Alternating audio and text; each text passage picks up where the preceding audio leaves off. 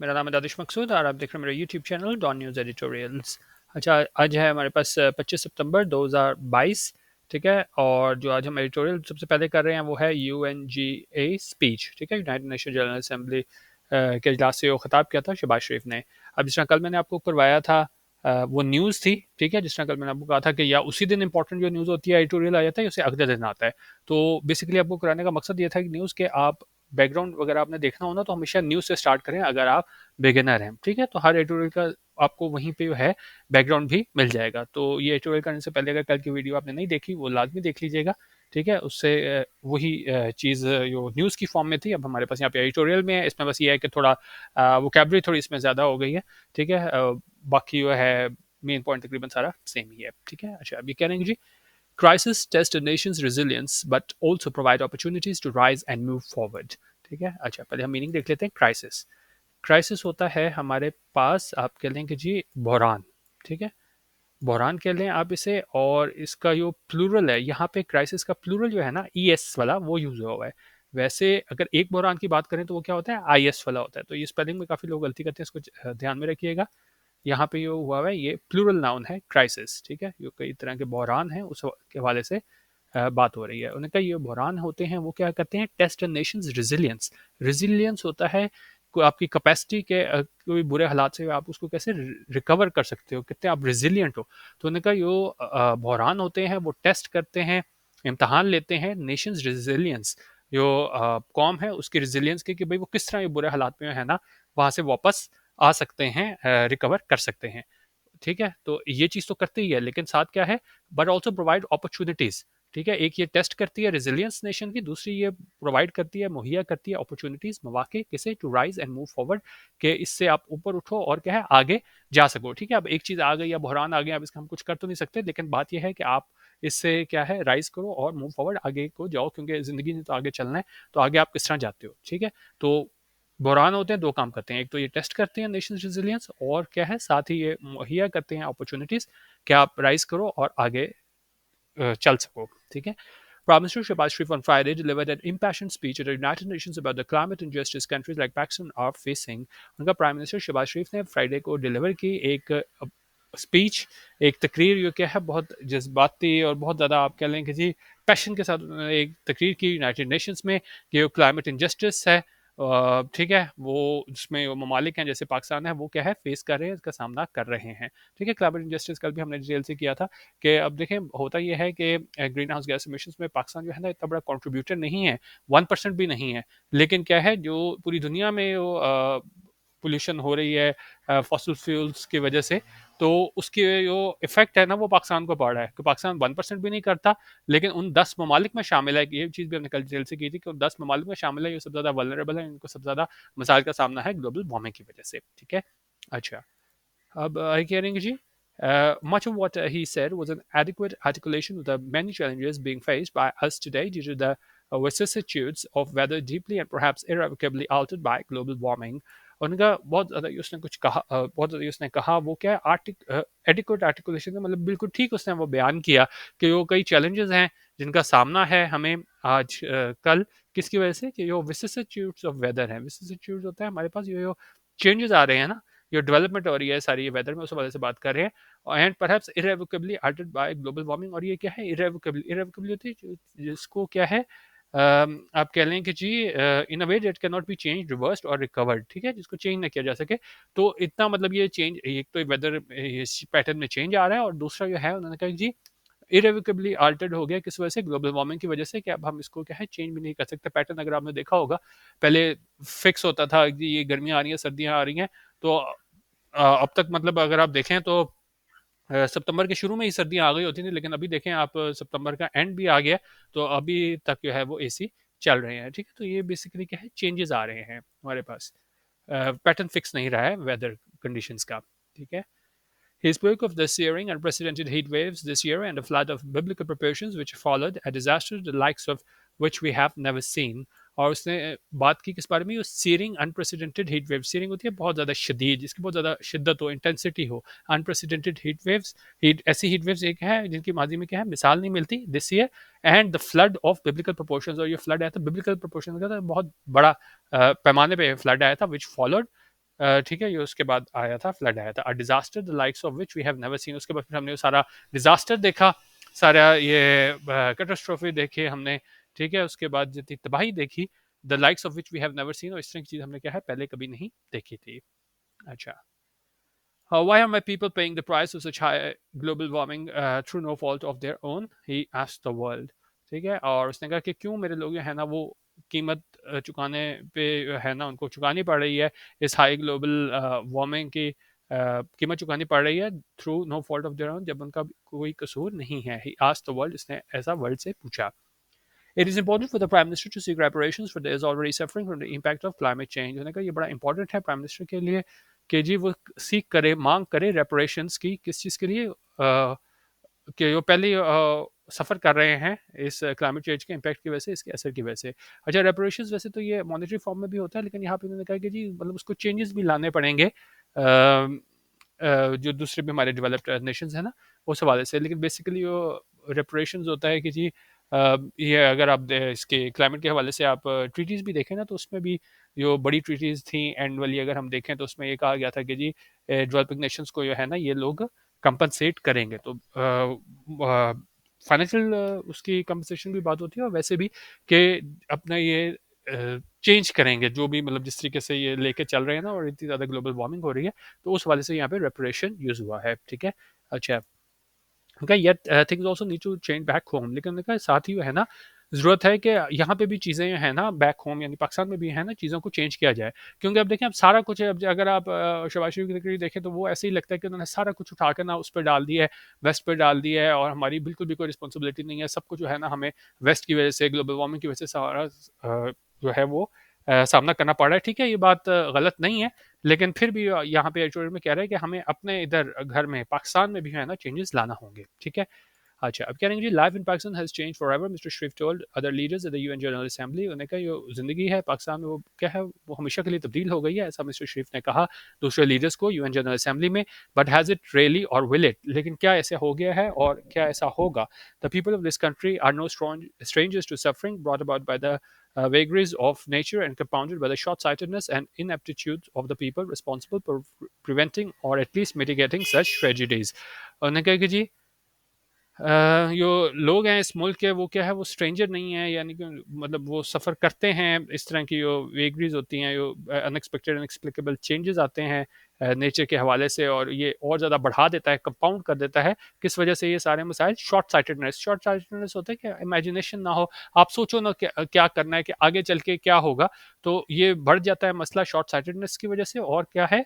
इन aptitudes की, इन aptitude होता है कि आपकी जो है ना स्किल और एबिलिटी नहीं होती। ठीक है, तो वो लोग जो रिस्पॉन्सिबल हैं, जिम्मेदार हैं रोकने के और या कम से कम करने के ऐसी ट्रेजेडीज़ के, तो उनके जो है ना शॉर्ट साइटेडनेस और इनएप्टीट्यूड की वजह से ना प्रॉब्लम और ज़्यादा बढ़ जाती है। ठीक है, अच्छा, करें जी natural disasters will inevitably return to our lands. उन्होंने कहा नेचुरल डिजास्टर जो है ना वो मतलब इनएविटेबल ऐसा होगा ही, रिटर्न टू आवर लैंड्स का मतलब ये नहीं हो सकता कि आप कहोगे जी वेस्ट ये कर रहा है कि आप कुछ भी कर लो, वेस्ट कुछ भी कर ले, रेपरेशन भी आपको मिल जाए, लेकिन क्या है ये नहीं हो सकता कि नेचुरल डिजास्टर्स का हमें यहाँ पे सामना ना करना पड़े। No amount of climate justice can prevent them from doing so. उन्होंने कहा किसी किस्म का भी क्लाइमेट जस्टिस है ना वो रोक नहीं सकता ऐसा होने से। And it is imperative that we be prepared when they do, और ये लाजिम है, इम्पेरेटिव है कि हम तैयार हों जब ऐसा हो। ठीक है, अच्छा, अब बहुत अहम सवाल कल भी ये हम ये देख रहे थे कि जी when the cameras leave and the story just shifts away to conflicts like Ukraine, my question is will we be left alone to cope with the crisis we did not create। उन्होंने कहा जब cameras जो है ना मतलब हट जाएंगे, तो क्योंकि अभी तो सारे बहुत ज़्यादा शिद्दत आई हुई है, एंजेलिना जोली भी यहाँ पे है, वेस्टर्न मीडिया भी यहाँ पे है, यहाँ पे कैमराज मतलब सारे यहाँ पे निगाह है लोगों की कि क्या प्रॉब्लम्स आ रही हैं। लेकिन ऐसा शहबाज शरीफ ने कहा कि जब ये कैमराज ये हैं ना मतलब ये कवरेज करना छोड़ देंगे और थोड़ी शिद्दत में थोड़ी कमी आ जाएगी, और फिर क्या स्टोरी ये तो नहीं होगा कि शिफ्ट अवे हो जाएगी, दूसरे कॉन्फ्लिक्ट्स हैं जिस तरह के यूक्रेन का है। तो उन्होंने कहा जी माय क्वेश्चन इज, मेरा सवाल ये है, will we be left alone to cope with the crisis we did not create. उन्होंने कहा क्या हमें छोड़ दिया जाएगा कि हम इसका मुकाबला करें, इस क्राइसिस का, इस बहरान का, वी डिड नॉट क्रिएट, जो हमने क्रिएट नहीं किया था। Prime minister asked the UNGA, उन्होंने कहा प्राइम मिनिस्टर ने ऐसा पूछा, कहाँ पे? UNGA, United Nations General Assembly. अच्छा, अब कह रहे हैं कि जी the short answer to that is yes. उन्होंने कहा अगर हम सिर्फ बिल्कुल कम अल्फाज में बयान करें आंसर इस सारी चीज़ का क्या है, जो इस खदशात का इजहार किया शहबाज शरीफ ने, तो उनका आंसर है yes, that is likely what will happen. और उनका ऐसा ही इम्कान है कि ऐसा होगा कि मतलब लोग जो है ना वो भूल जाएंगे बाद में, इस सारे वाक़े को भूल जाएंगे। अभी तो लोगों के जहन में है, कवरेज हो रही है, लेकिन बाद में क्या है, भूल जाएंगे। For years, the most powerful leaders have bickered about how best to address climate change. उन्होंने कहा सालों ये है ना, जो पावरफुल वर्ल्ड लीडर्स हैं उन्होंने इस बारे में बिकर्ड किया है, आर्ग्यू किया है कि किस तरीके से इस एड्रेस करना है क्लाइमेट चेंज के मसले को।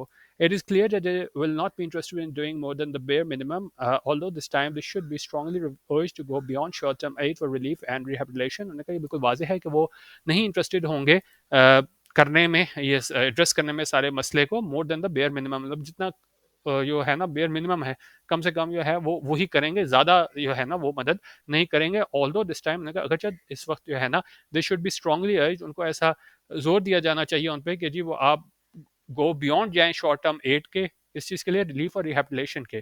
ठीक है, हर दफ़ा तो उन्होंने कहा यही होता रहा है, लेकिन जिस पैमाने पे इस दफ़ा यहाँ पे सैलाब आया, तो उन्होंने कहा उन पे जोर दिया जाना चाहिए कि इस दफ़ा जो है ना वो आप शॉर्ट टर्म से आगे का सोचें, और जो आपने एड देनी है रिलीफ और रिहेबिलिटेशन के हवाले से। ठीक है, अच्छा, अब आगे कह रहे हैं कि जी it will ultimately be up to our leaders to rebuild the country to be stronger and more resilient to the kind of destruction seen this year. और ने कहा ये आखिरकार जो है ना हमारे लीडर्स पे होगा कि किस तरह वो रिबिल्ड करते हैं उस मुल्क को, और किस तरह उसको स्ट्रॉन्गर बनाते हैं और रेजिलियंट बनाते हैं कि वो सारी आफात का सामना कर सके, और जिस तरह की तबाही हुई है इस साल। और मिस्टर शरीफ ने कहा कि जी पाकिस्तान क्या है, ग्राउंड जीरो है क्लाइमेट चेंज का। और ग्राउंड जीरो क्या हो गया, place where something important happens और स्टार्ट्स हैपनिंग। ठीक है, तो मतलब यहाँ से सब कुछ आप कह लेना सेंटर पॉइंट है।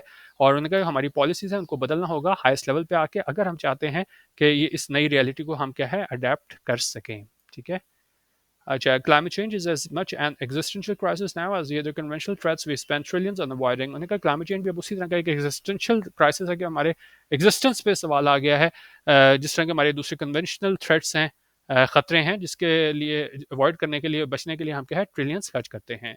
It is important to hold nations responsible for heavy pollution to account for the misery unleashed on our country. उन्होंने कहा ये बड़ा अहम है कि हम जो नेशंस हैं, अक़वाम हैं, उनको रिस्पॉन्सिबल ठहराएं, जिम्मेदार ठहराएं, वो जो हैवी पोल्यूशन जो है ना जो ये फैलाते हैं, और क्या है उनका आप कह लेंगे जी उनका मुहासबा किया जाए, जो तकलीफ़ें हैं उनकी वजह से यहाँ पे हमारे मुल्क को सामना करना पड़ता है। But our leaders must also take responsibility for the future, लेकिन हमारे लीडर्स को भी है ना वो जिम्मेदारी लेनी होगी फ्यूचर के हवाले से।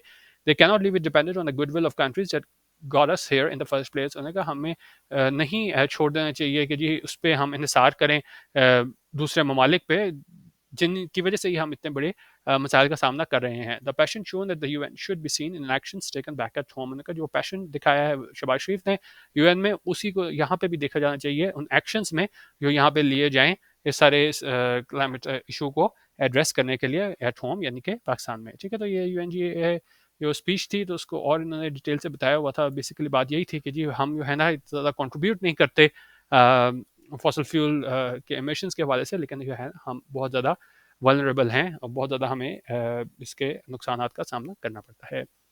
अच्छा, दूसरे तीसरे और एडिटोरियल उसको हम थोड़ा थोड़ा देख लेते हैं। डार्स रिटर्न जो राना सुनल्ला है, उन्होंने कहा है कि जी वो है हमारे पास इसाक डार। ठीक है, उन्होंने कहा कि जी यहाँ पे आ जाएंगे, मिफ्ता इस्माइल की जगह लेंगे। आपको पता है कि जी पीएमएलएन के अपने लोग हैं ना वो इसके मिफ्ता के बहुत ख़िलाफ़ थे। ठीक है, जिसने कीमतें वगैरह बढ़ाई थी। तो अब यहाँ पे सवाल ये पूछा जा रहा है कि जी क्या अब ये चेंजेस लेके आएगा। ठीक है, लेकिन यहाँ पे एडिटोरियल में है ना इतनी ज़्यादा होपफुल नहीं है। वो कह रहे हैं कि जी अगर हम माजी में देखें कि क्या इसने किया था इसहाक डार ने, क्योंकि पीएमएलएन वाले तो कह रहे हैं भाई इसहाक डार आएगा सब कुछ ठीक हो जाएगा, लेकिन उन्होंने कहा ये इसकी डिजास्टर्स तबाकू एक्सचेंज रेट पॉलिसी थी ना इसके लास्ट टेन्योर में, इसको देखा जाता है एक बुनियादी वजह थी कि पाकिस्तान को है ना एक मतलब फिर बेल आउट प्रोग्राम के लिए आईएमएफ के पास जाना पड़ा। तो बेसिकली ये एडिटोरियल में तो इतना होपफुल नहीं है कि जी डार के आने से मसले हल हो जाएंगे। ठीक है, और साथ उन्होंने कहा कि जी और यहाँ पे अगर हम और चीज़ देख लेना, बाकी वही बता रहे हैं कि पीएमएलएन वाले जो है ना वो खुद अपने इसके ख़िलाफ़ थे।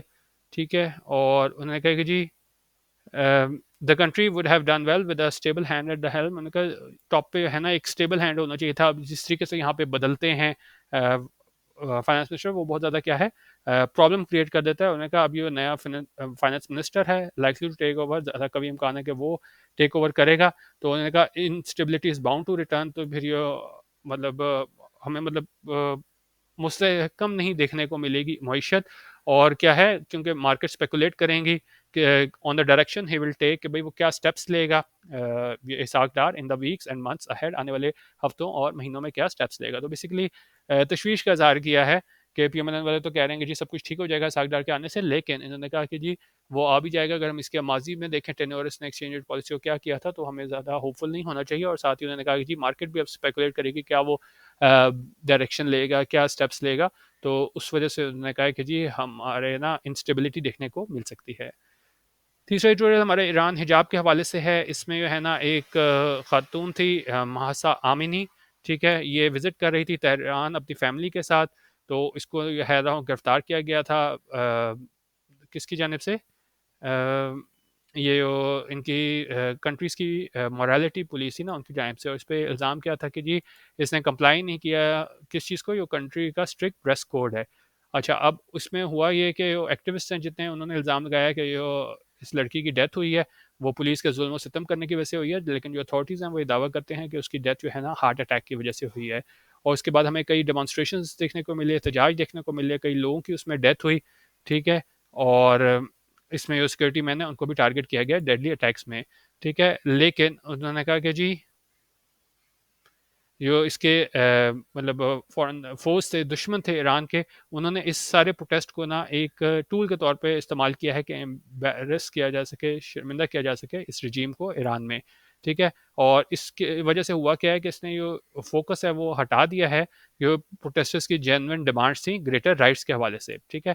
और साथ उन्होंने कहा ये वेस्ट की हिपोक्रेसी को भी बताता है कि यूएस और यूरोप है ना वो चुप रहते हैं जब उनके इत्तेहादी होते हैं, एलाइज होते हैं, वो इस तरह की अथॉरिटेरियन बिहेवियर में इन्वॉल्व होते हैं, ठीक है।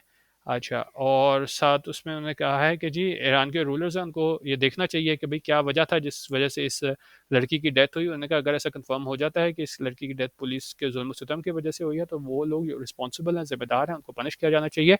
और इस तरह की ट्रेजिडी जो है ना वो दोबारा रिपीट नहीं की जानी चाहिए। और वेस्टर्न ब्लॉक के वाले से कह रहे हैं कि जी उन्होंने कहा कि जी अब US has now felt the need to ease internet curbs for Iranians so that the country's people are not kept isolated। और उन्होंने कहा यूएस ने है ना अब ये महसूस किया है कि इंटरनेट कब्स को हटाया जाए ईरानियंस के लिए, ताकि वो मुल्क के लोग हैं वो उनको आइसोलेट ना किया जाए, तन्हाई का शिकार ना किया जाए। और उन्होंने कहा ये बेहतर होगा कि अमेरिका है ना वो सेंक्शंस को हटाए जो रोकता है क्रिटिकल मेडिसिन को रीच करने से ईरानियन पेशेंट्स तक। अच्छा, और इसमें क्या चीज़ है, और इसमें कुछ है, और लास्ट अगर हम देख लेना। अच्छा, अब इसमें कंपैरिजन कर रहे हैं कि जी while the west has roasted Iran over its handling of the Mahsa Amini case. इनका इस लड़की की जो केस था उस पर तो बहुत ज़्यादा वेस्ट ने बात की है, लेकिन उन्होंने कहा कुछ भी हमें किसी किस्म की है ना वो अफसोस का इज़हार देखने को नहीं मिला जब ये सलमा शहाब थी, एक फ़ीमेल सऊदी PhD स्कॉलर थी, इसको 34 साल जो है ना कैद की सज़ा हुई जो इस गलत ट्विटर अकाउंट्स को फॉलो कर रही थी लास्ट मंथ। उनका this selective outreach needs to end. उन्होंने कहा ये सिलेक्टिव आउटरीच है ना, तक एक लड़की मरी है उस पर आप इतना ज़्यादा वावेला कर रहे हो, और दूसरे ये 34-year-old PhD स्कॉलर थी उसके 34 साल गिरफ्तार होने पे आप हमें कोई आउटरीच गम गुस्सा देखने को नहीं मिला। तो उन्होंने कहा ये सिलेक्टिव आउटरीच है ना उसको ख़त्म होना होगा, ठीक है। तो ये आज के हमारे तीनों एडिटोरियल से ज़ाहिर है पहली बात जो पहला इंपॉर्टेंट तो वही वाला था हमारे पास UNGA स्पीच के हवाले से, ठीक है। बाकी अगर हमारा DM editorial WhatsApp group join करना हो जहाँ हम डेली एडिटोरियल वीडियो शेयर करते हैं तो 0312 419 1070 यहाँ पे आप व्हाट्सएप कर सकते हैं, ठीक है। और बाकी दूसरा मटेरियल भी होता है, आपको सैम्पल मटेरियल भी भेज दिया जाएगा। 200 रुपीज़ इजी पैसा पर मंथ में हमारा आप डेली का ये DM व्हाट्सएप ग्रुप ज्वाइन कर सकते हैं। वीडियो देखने का बहुत शुक्रिया। अल्लाह हाफिज़। पाकिस्तान जिंदाबाद।